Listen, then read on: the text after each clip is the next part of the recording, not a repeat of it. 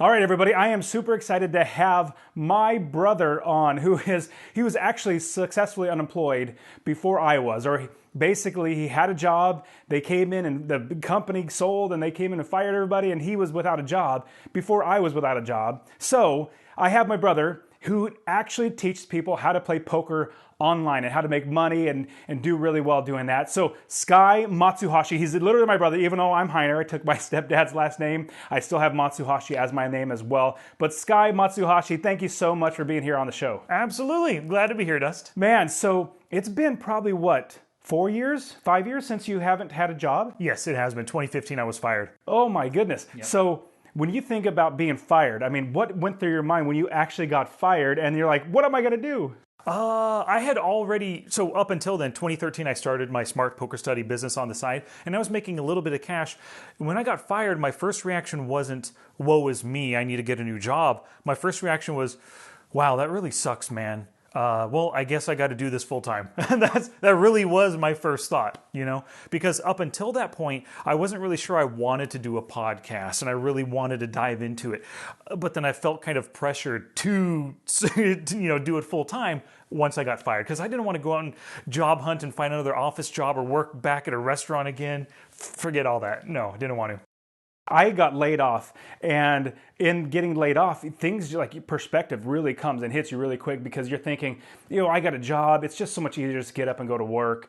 But it when is super easy. You're right. Yeah. When they tell you got to be here at 8, you leave at 5, you take lunch at noon. Here's your tasks for the day. Piece of cake like that. No thinking on your part. Especially with your job, you were in the county. I was working for the government. No thinking at all. No, like literally thinking and government work does not go together. They don't. So tell us how you make money now, and with the online poker, we're going to talk about and go through some steps on how people can make money playing poker online. But how do you make money now to provide for your family? I guess there's a lot of different avenues that money comes in, creating different products and selling them. But the two main ones that I do, one is a monthly membership where I have members, they pay a monthly fee, they get specific training. There's benefits that come with that monthly membership. And the other one is actually creating either physical products like books or electronic products like courses and webinars and electronic books as well. So just selling those online through my own website and through Amazon, that's how I'm making money, making income. That's great. So you're able to provide for your family, you're making money doing that, and you're showing people what you've been doing for years, which is playing online poker. Now, let's talk a little bit about the process of going from, hey, I'm part-time, or I was just doing this as a fun thing to help people that play poker, to where now you're doing it full-time, and show us that process of now I gotta switch to now it's full-time and not go out and get a job. What went through your mind and how did you do that? Basically, I knew that I needed to get more active. What I was doing while I had the job, I might have been working on my own smart poker study 1 hour, 2 hours at most per day. But now that I don't have a job, I've got to do something. I knew I had to start creating products. I had to write my first book and start doing webinars where I sold to people. Before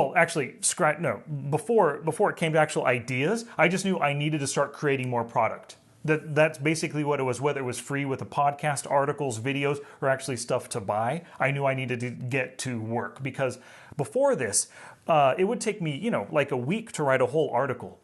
And I knew that I needed to just get more proactive with it. And so that's what it was. First, understanding I need to get to work on it, and then deciding, what am I going to do? Oh, I think I could actually write my first book now. Now that I have all this time, I can write my first book. I can finally start doing the podcast because that's going to take a lot of time, So I knew that there were avenues that I could pursue. But right off the bat, I didn't know exactly what I wanted to do. So that took a little bit of thought and brainstorming and stuff, and just falling into a few different things, And your podcast is pretty big. You get a lot of people listening to it. It's a Smart Poker Study podcast, and you're literally just teaching people how to study poker better, how to play poker better, how to analyze what they're doing and tracking it, and how to play it better. So tell us about what you do with your students and how you're showing them how to play poker better and even make money online. Yeah.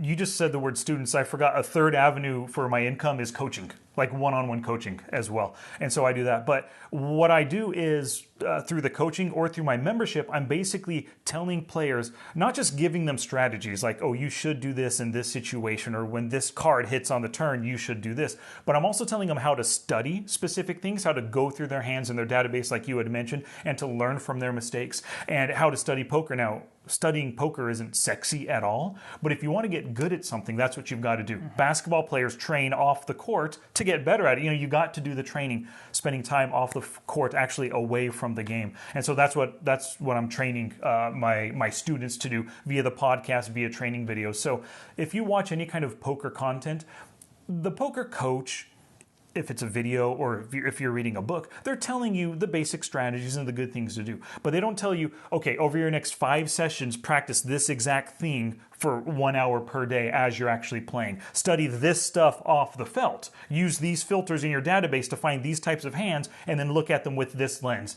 They don't do that, but that's what I do. And I created this. I did the whole smart poker study thing because I realized that the poker market was lacking that. And then so I filled the niche. I love that because you're helping them to focus on the things that they are not doing right and saying, you continually do this wrong. Let's continually fix it to where you are doing it right, which is great. So you started in 2013, right? I started my Master Passive Income, I think it was like 2014, 2015. And so you started it first and you're like, hey, why don't you do this with me? Like, let's brainstorm together and let's work on, obviously our different companies.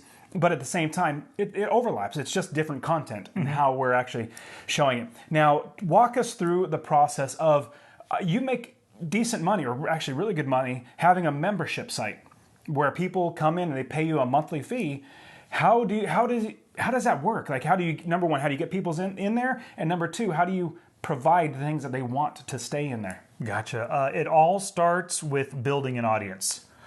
So my audience building is through my website and, of course, through the podcast and through YouTube, creating free training videos. So I'm putting plenty of free stuff out there. It gets people to learn what I'm all about, what they can learn from me, how about me as a person and as a player. Because I think if you just create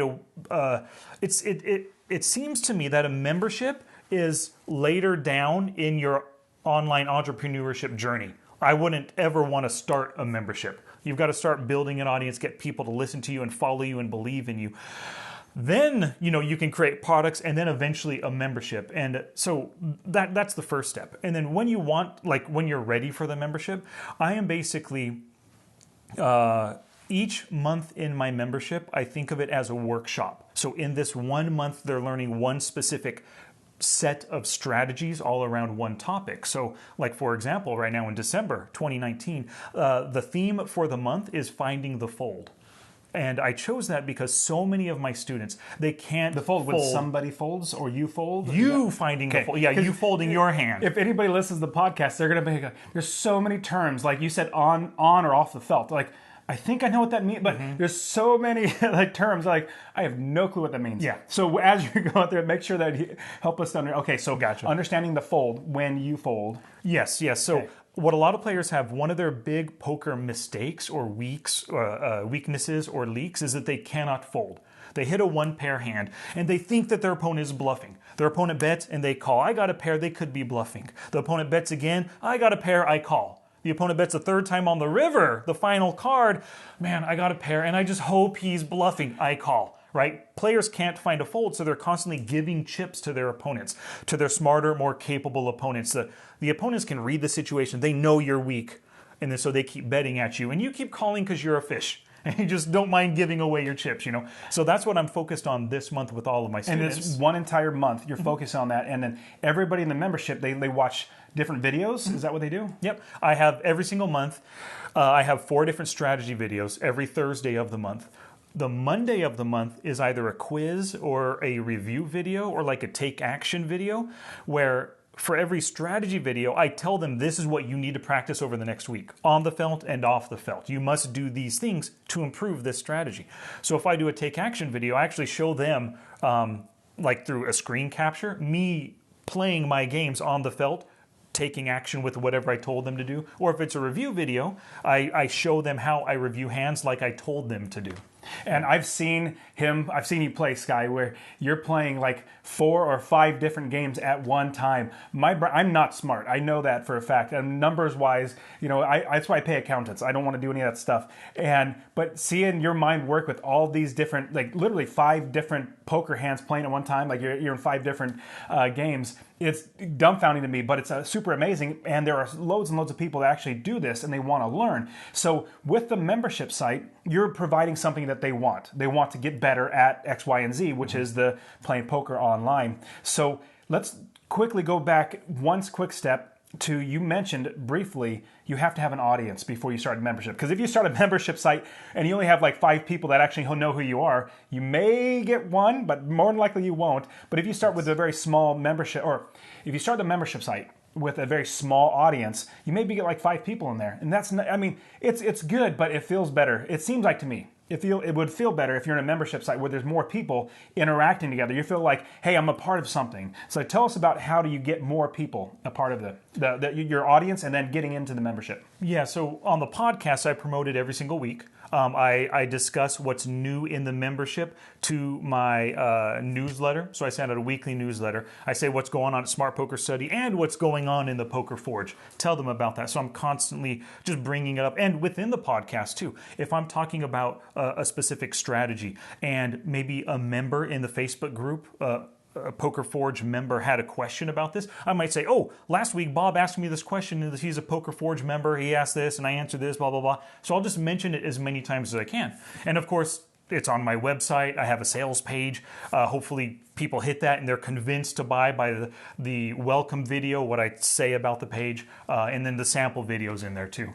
So that's basically how I try to sell it. Yeah, and I listen to it. You're not pushy at all. You're not like always saying it over and over again. And that's the same thing I do in my podcast for Master Passive Income. I literally just share the wins that my students get. Mm-hmm. Like just recently, one of my students emailed me and said, hey, I'm so excited. I bought this one property. It's making me $350 a month. I could raise the rents really easily because it's really low right now. It'll make $500 a month. And I'll just say that in the podcast. Hey, I had the student, and literally just explain that. Mm-hmm. And instead of being pushy and saying, hey, you got to join this, you got to do this, and like every 5 minutes doing an ad for it, it's just saying, hey, people are getting success. Yep. They want the outcome of either winning at poker or, for me, buying a property, making money every single month.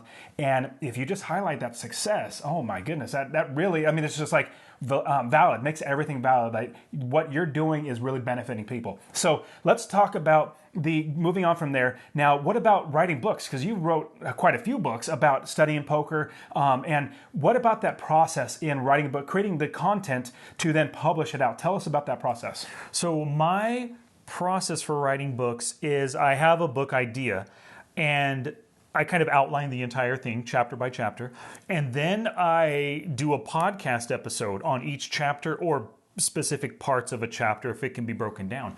So it's kind of like a way to gradually write a book, because every week I'm forced to put out a podcast. I'm not forced to, but I feel compelled to. Every week a new episode, right?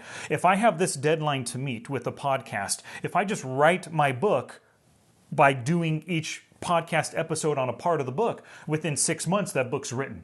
And so that's my process. I don't actually sit down and try to write a book. Yeah, I do my podcast and I turn it into a book. I think it's great because really what it comes down to, whenever we're delivering content, either through a podcast, through a book, through a site, through a course, through a membership, it's really always the same content, even though the membership and the courses should have much more content outside of what is like, in a book or something. Because I know with my course, it's everything that I put out for free for Master Passive Income is literally 10% of everything that's in the course, because there's so much more to learn. You know that. Mm-hmm. And so, but when you're putting out a podcast, might as well use that in a different format, because some people love listening to podcasts, but others don't. They want to read a book or read a blog post or something else. So it's repurposing your content. Yeah, absolutely. And that's totally valid and totally fine to do. Another way that I've done it is I literally write the book and then leak it out later. Like I'll write the entire book, so I have the book already selling, and then put bits of that content out later, either on a podcast or an article. So it's just another way to do it. But it's great that you're developing the content one time and you're putting it out everywhere. So how many books do you currently have? 3, and I'm working on my 4th right now. You're working on your 4th one already. And you have a course already, correct? Yes. You have the membership, you have the book, you have the podcast as well that brings... Now, do you get sponsors for your podcast? No, I sponsor my own podcast. So every one I say today's episode is brought to you by thepokerforge.com, my membership site, blah, blah, blah, talk about it. That's awesome. Because another thought is if you're advertising for somebody else and hopefully, getting a little bit of money for sponsorships from somebody else, you hopefully make a little bit of money, but it might be better to just promote your own stuff. Like, hey, this is like my advertisement is for this. So I love that idea. That's really, really good. And so Sky, as we're growing the business, let's say we've already started something. We have an audience. We are going to go with a membership site. We already have courses. And then we launch a membership site and it has, maybe 20, 30 people. So it's okay. How do we grow? How do we scale? How do we make that business even better so we can make more money to provide for our family, but also support and serve more people? To tell you the truth, I don't know. Because that's where I'm at right now. I don't do Facebook ads. I keep doing this the things I've always done.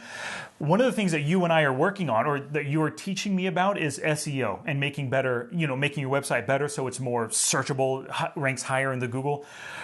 That's what I'm working on right now. So everything you're talking about, scaling, I don't know. I know what you've told me. I know what I've learned from John Lee Dumas and, I don't know, Gary, just everybody else out there. Yeah. But I haven't actually employed a lot of it. Well, you're still in the phase of not maintaining, but like you built the membership site and you're constantly having to put out content. So it's a fine balance because you have to provide content for people that are staying in the membership. On top of that, you have to build and grow the business. So it could be, this is my suggestion, is eventually getting to where you're starting to probably hire out, maybe get a virtual assistant to handle the things that are easy, that you just take it off your plate so you can focus on building your business. But you're absolutely right with SEO, search engine optimization. For me, Google they're amazing business and they're good at what they do. They say, okay, you're a search person, you're searching for something. I'm going to put the best thing in front of you that you want because I'm good at my business. And when I get somebody that finds master passive income, where I talk about real estate rental properties, when they come to me through SEO, that's when they buy because they're already ready. Google does a great job. And so if we get more people coming to us, they're either going to jump into our memberships, buy our books or something, because what really comes down to you and I and everybody else that has something that we are trying to help somebody else understand. Like I'm helping people understand about rental properties. You're helping people understand about poker. We have something that they would benefit from. If we keep that to ourselves, it's almost like we're being selfish. Like, no, let's help other people. And so we could also provide for our families in likewise. So I completely think that you're absolutely right. Going the path that you're going, building up the audience, keeping that podcast, like don't kill off that podcast, definitely, because what I love about podcasts is people who listen to your voice and they listen to how much you care, and also they know how much you know, because man, this guy knows his stuff. He says it like it's off the top of his brain, he's just going. So podcasts are great. Now, from there, how do you, what's the next vision? Like, where do you see yourself going in the next, if you were to pause and like take a minute to think, 5 years down the road, I'm literally walking around my house. What does life look like 5 years from now? That is the kind of thing, having a 1, a 5, a 10-year vision, that kind of thing. A lot of business gurus and entrepreneur gurus and stuff, they talk about that and they think that you should have those visions. I've tried doing that in the past and I just don't, I don't see a point in it for me. I don't envision the future, right? Like if you ask me right now, 5 years from now, things are going to look exactly like they are now, except my membership will have 5 times more people in it, and I will have 8 more books written, and I'm still doing the podcast, I'm still doing free training videos, and I'm probably still doing one-on-one coaching. Like really, I don't, and you know how you said hire out people? Yeah, that's a great idea. Everyone says hire out people, but that's not part of my thought process. I don't even want to even look into hiring out virtual assistants or anything right now. Everyone says you've got to do it. You've got to start working on your business, not in your business. And totally, I agree. I probably have to do that, but I'm not in a place to do that yet. Oh, I completely understand that. And I guess one thing that I'm going to say that one of my biggest pet peeves is if I'm emailing somebody, it could be the big name people, or it could be somebody, but even just especially when it's somebody that I've even met personally.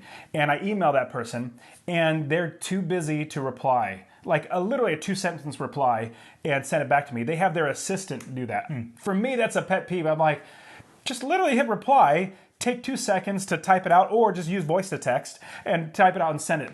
But I completely understand. For me, it's really hard to get virtual assistants just because I'm like, you know what? I can just do it myself. But I know when I work on my business, I get better and better. Like the business gets better and better. But what you just said, I know what you were thinking, 5, 10-year goals and all that stuff and where you're going to be. You actually said some things that are goals. Making membership 5 times as big as it is now, having X amount of books, like 8 books instead of the ones that you have now, continue on the podcast. But what you do now is, okay, if I'm going to get to 5 years from now, having 5 times as many people in the Poker Forge, which that's a fantastic name, the Poker Forge. If I'm gonna have 5 times the amount of people in there, I got to work backwards? Like, what are my milestones that I should hit? Because I know we could just keep doing more of the same. Just more of the same, which it could do well, but there might be some things that we might miss. If we just keep doing more of the same, there might be something that we could do. And so, like working with you, SEO or search engine optimization, actually writing good quality articles that people find, that is something that we could switch to because that's going to help us achieve our goal of 5 times more. That's the next step. That's what I'm working on right now. After all this talking with you, just via phone calls and stuff, all this insight that you've given me, that is my next step. Once I finish this book, I'm going to dive heavily into SEO. Awesome. Yeah. So I'm like you. People say you should have 5-year goals and 10-year goals and all that sort of stuff. I'm just a doer. Like I literally just do, and I already know. Like it's just almost way. I'm probably wrong. I could be wrong, but my brain says this is what you do next, and I always do it, and it's gotten me this far. Yeah. And so I just keep going because I'm 40 years old now, and it hasn't broken. Like it's worked out pretty well. So I keep going. But there are other people who literally need that push, like, oh, my goal, and strive for that goal. I literally can't sleep until I get whatever it is in front of me exactly. done. I love task lists. Yes. Yeah, every single day I have a list of things I want to accomplish.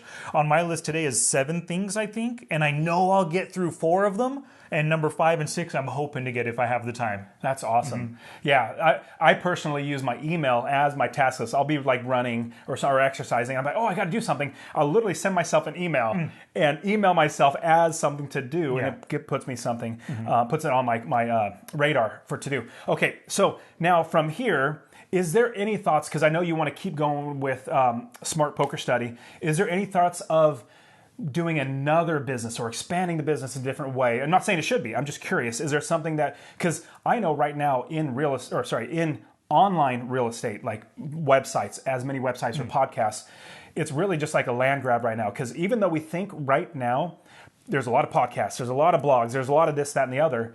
But imagine 10 years from now, how many more there will be and how many more people will be consuming content through that way and how much millions of dollars people could be making through that. I'm in the point now where I'm like, well, that's why I want to create a successfully unemployed. Number 1, to help people. But number 2, I think it's something in the market that I could help people and eventually provide for my family. Have you thought about anything outside of Smart Poker? Not saying you should have, just curious. Smart Poker Study to help that you could even just pass down to your kids. Like, have you thought about that? Just a little bit. Not too much at all. Like you and I have discussed it a bit, and it's a great idea. I'm just so involved with what I'm doing now. I don't even want to commit any little bit of brain space to something else. But because you asked, I love paintball. Love playing paintball. And it would be great to have some kind of an online, I don't know, just an online site talking about paintball, maybe showing paintball strategies, what you can do on the felt, talk about products, maybe sell affiliate links to products. I don't know. That's an initial thought, but beyond that, there's no way even within the next 2 years I'm going to be jumping into that. I have so many ideas for my own thing right now. Like I've heard from other entrepreneurs, other podcasters, and other people just in the online entrepreneurial space. They have a hard time coming up with ideas on what can I do next, what should I try to teach, what can I make to sell. I have 50 things that I can make right now. If I had if I can pause time right now and just get to work, tomorrow I could have 50 different products, from books to webinars to courses to everything that I can put out there. I have the next in my membership, like people have asked me, if you do a different theme every single month in your your poker membership, aren't you going to run out of ideas? No, I have mapped out the next 30 months worth of workshops that I can teach. Wow. Yeah, so no, when you love something, you're never going to run out of ideas. No way. I completely agree. Like I've heard before, or people talk about writer's block when they're trying to write a book. No, it's because you don't have any good ideas.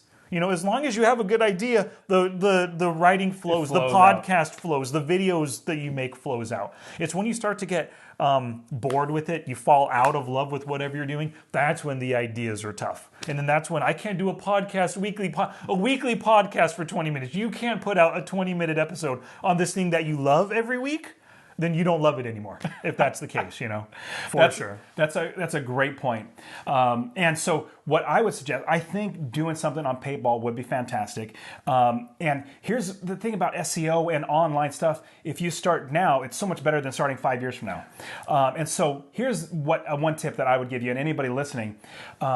If you have one site that's making you $3,000 a month, that's fantastic. But let's say you had 5 sites making you $1,000, $2,000, or $3,000. And so here, track with me. So if you have Smart Poker Study that's going really, really well, and all you do is you buy a domain and you put a website up and you put one article out there, that'll literally take you 2 hours at most. Oh, it's really, really simple.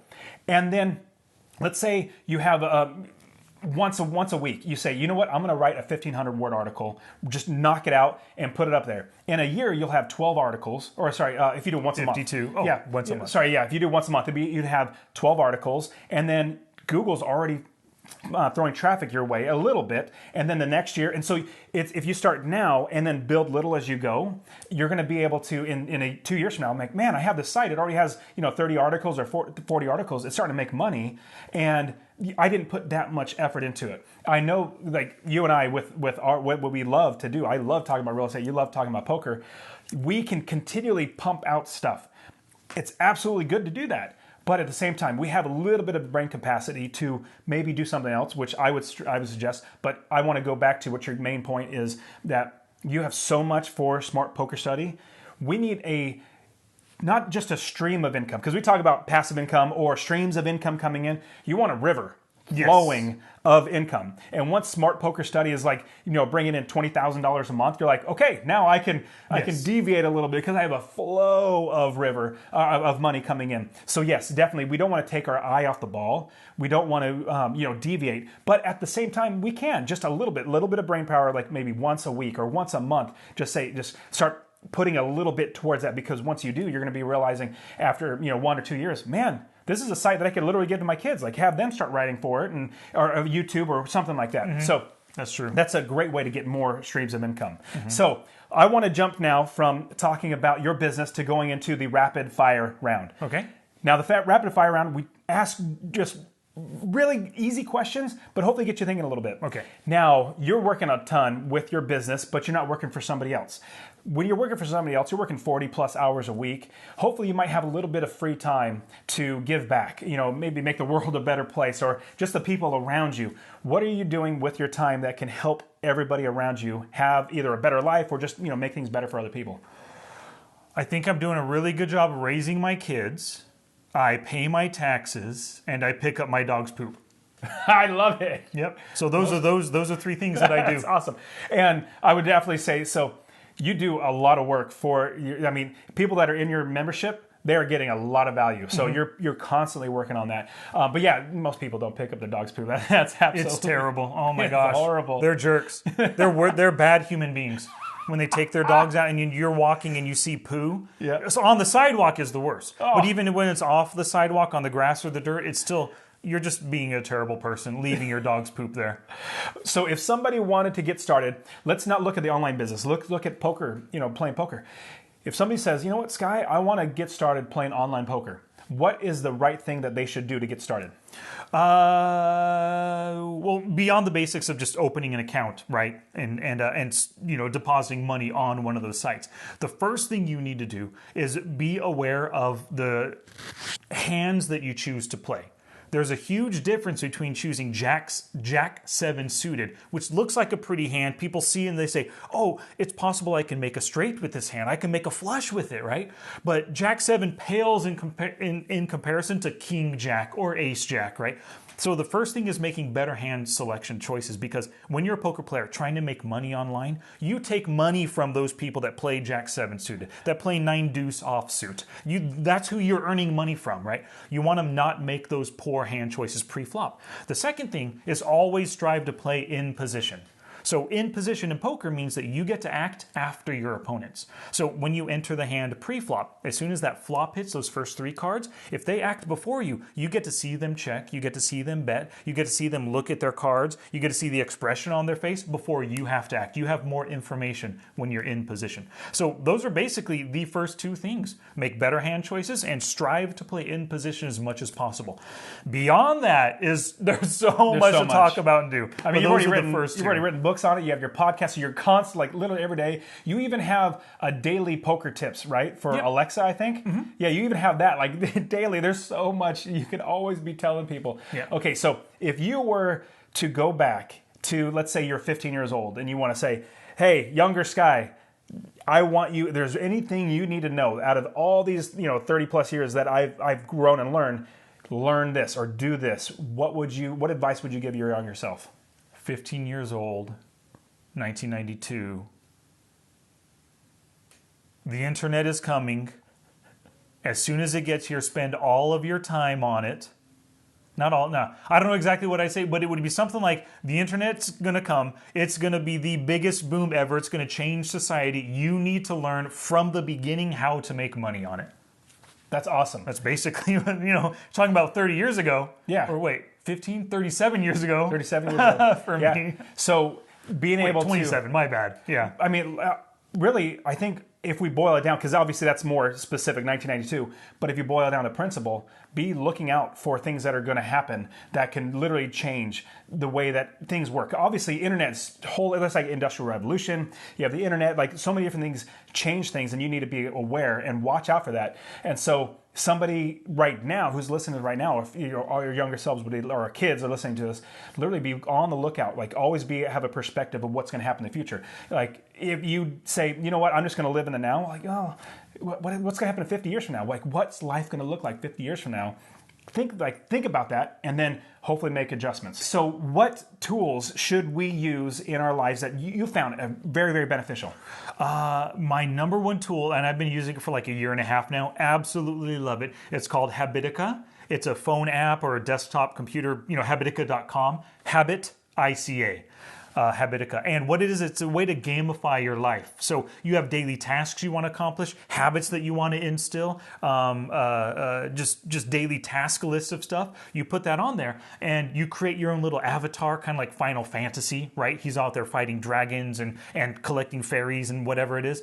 Every task that you complete, you tick it off, you get some experience, you get some gold, you get some mana. You can use magic to defeat enemies. You use gold to purchase new animals and mounts and weapons and stuff. Wow. And you use the experience to level up, and it's just a fun way to gamify your life. So if anybody like you and I, we're task oriented, to make that just a little bit more fun, instead of just crossing off, or for you, deleting emails, hitting your task list emails, it's a way to gamify it and make it more fun. That's cool. I'm gonna have to check that. Okay, habitica.com. Now, what is one book, nonfiction book, that you would recommend everybody read? It would have to be probably The One Thing by Gary Keller and Jay Papasan. It's an incredible book that teaches you the power of avoiding multitasking. You do one thing at a time, do it fully, and that one thing that you choose to do, it's not the easiest thing on the list. It's not the quickest thing. It's not the thing that's been burning on your list for 5 months. It's the thing that's going to move the needle the furthest. So whatever's going to propel you further in your relationships and business, in your life, whatever it is, do that one most important thing. I love that. Yeah, you sent me that book too, so yeah. It's a fantastic book. Mm-hmm. Sky, you've been fantastic. You give us so much great information. How can somebody find you or get a hold of you or listen to anything that you have? SmartPokerStudy.com is basically it. Everything can be found there. I have the Smart Poker Study podcast, the Daily Poker Tips podcast. Oh, and just a little tip for everybody. If you want to come up with your own daily poker tips or daily podcast, I simply do a 30-second podcast. You could do it for 1 minute. I batch it all. So like 3 days before the end of the month, I do everything in like a 4-hour stint for the next month. 31 30-second episodes. And so 4 hours, and now it's all done. It just sits there and is uploading by itself. But that's called Daily Poker Tips. And of course, my membership is thepokerforge.com as well. But anything, Instagram, Twitter, YouTube, it's all Smart Poker Study. Awesome. Yeah. Sky, you're fantastic. Thank you so much. You give us so much great information. Really appreciate your time. Yeah, thank you, Dust. You're fantastic. All right, guys. Take care. Thank you. Take care.